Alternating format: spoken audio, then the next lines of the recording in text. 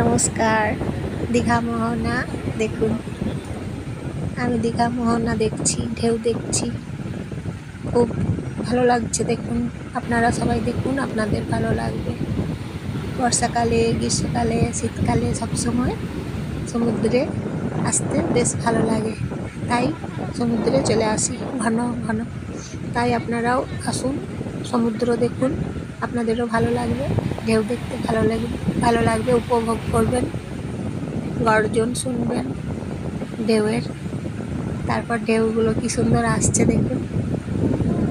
আর সবাই ঢেউ দেখবেন। এবং এখানে দুপাশে মাছের দোকান আছে, মাছগুলো ধরে সকালবেলাতে রেখেছে মাছগুলো, তারপরে মাছগুলো ওরা বিক্রি করে।